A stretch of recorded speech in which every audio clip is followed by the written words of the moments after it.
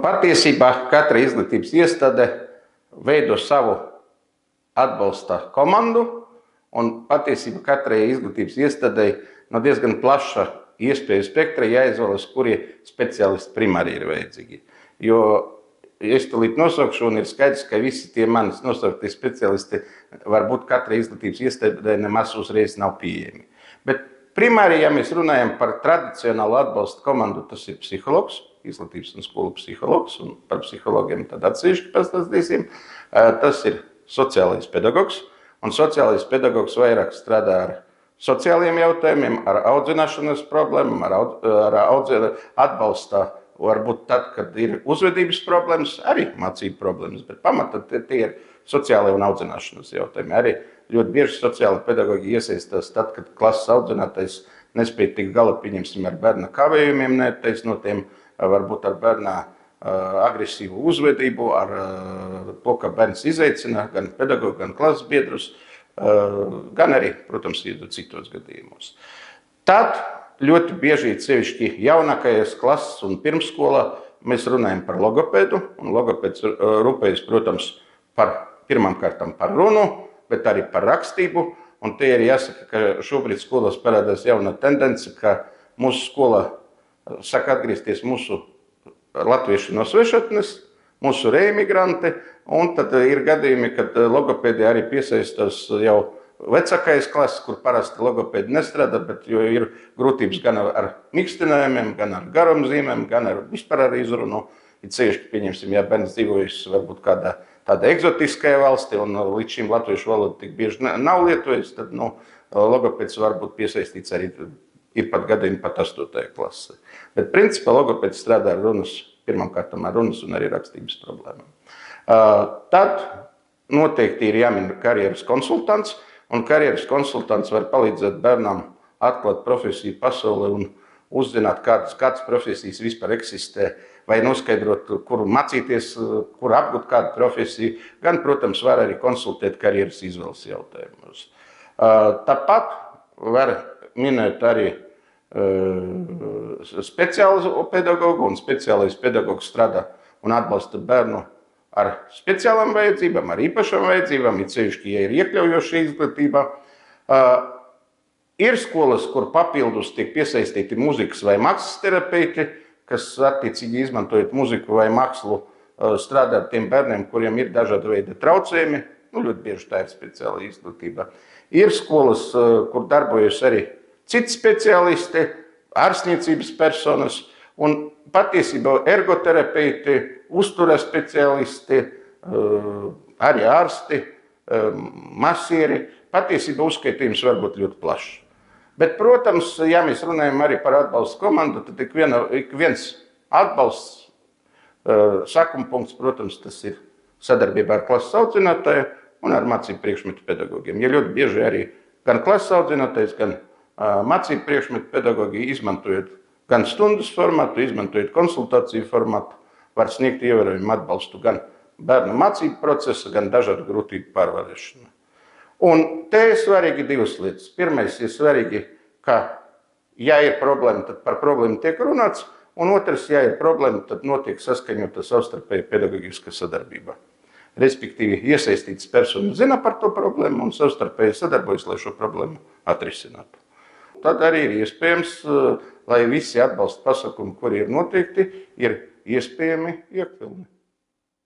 Galvenais, lai katrs atbalsta speciālists ikdienu tieši atbilstoši saviem pienākumiem atbalstītu bērnu. Un te arī ir svarīgi pateikt, ka mēs paši ejam pie atbalsta speciālistam, bet arī ļoti svarīga katra atbalsta speciālista funkcija, tā ir zināmā prevencija un zināmā arī bērnu izglītošana dažādos formātos. Un tāpat, pieņemsim, izmantojot klases stundas formātu, katrs atbalsta speciālists var pastāstīt par sevi, par to, kā viņu sasniegt, par to, ko bērns var dabūt, var saņemt, izmantojot viņu pakalpojumus.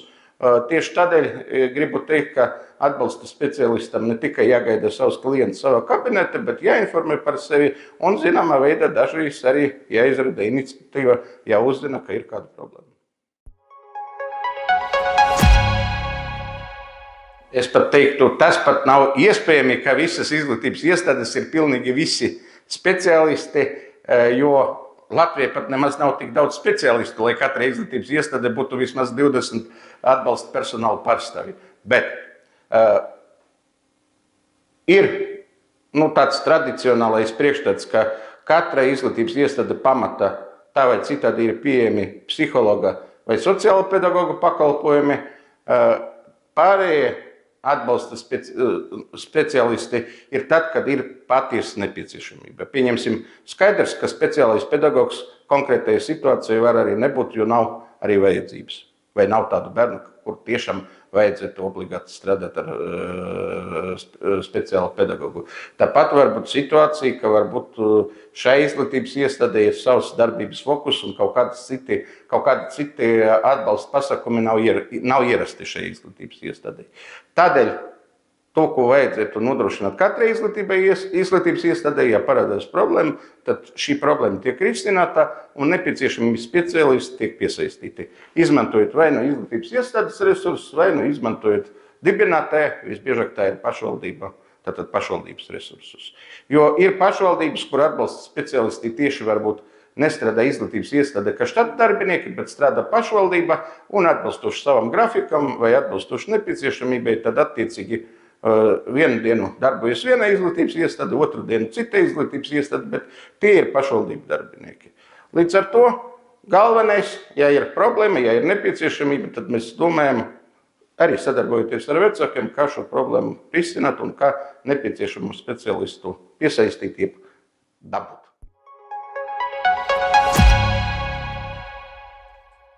Pirmām kārtām par atbalstu es ieteiktu katram vecākam, tad, kad tiek izvēlēta izglītības iestāde, arī painteresēties, kāds ir šīs izglītības iestādes piedāvājums. Un ļoti bieži, stāstot par sevi, stāstot par izglītības iestādi, direktors, potenciālais klases audzinātais, cita persona saka, mēs esam ļoti laba izglītības iestāde, mēs iztenojam tādas un tādas izglītības programmas, mums ir tāda un tāda pulciņi, un mums darbojas tāda un tāda speciālisti. Un līdz ar to jau ļoti bieži, tad, kad notiek izglītības iestādes izvēle, tu vari noskaidrot, kādi speciālisti darbojas šajā izglītības iestādē. Arī tīmekļa vietnē, ja ir atbalsta speciālisti, tad informācija par atbalsta speciālistiem, par atbalsta komandu noteikti ir ievietota. Otrs, ja ir konkrētā problēma, vai man šķiet, ka manam bērnam būtu nepieciešams konkrētais īpašais atbalsts vai vienkārši atbalsts, tad nav jābaidās un jāuzdot jautājums. Vai šāds speciālists jūsu gadījumā ir, pieņemsim. Es lieliski apzinos, ka katra izglītības iestāde nestrādā uzturēt speciālists, bet, ja šāda nepieciešamība ir, tad jāuzdot jautājums, jāinformē virtuves darbinieks, ka bērnam ir nepieciešams īpašs uzturs, un jānoskaidro, kā šādu situāciju ir jāatrisina. Tādējādi, vecāks arī pats var noskaidrot. Un trešais, ļoti daudzi atbalsta speciālisti regulāri rīko arī dažādus informatīvus pasākumus, iepazīstina ar sevi, popularizē savus pakalpojumus, un tādējādi, tad, kad skola ir vecāku diena, atvērto durvju diena, tad noteikti atbalsta komanda informē par sevi. Ja skola nav iespējas, vai skola saka, mēs nevaram nodrošināt, tad nākamais ceļš, nākamais posms interesēties pašvaldību.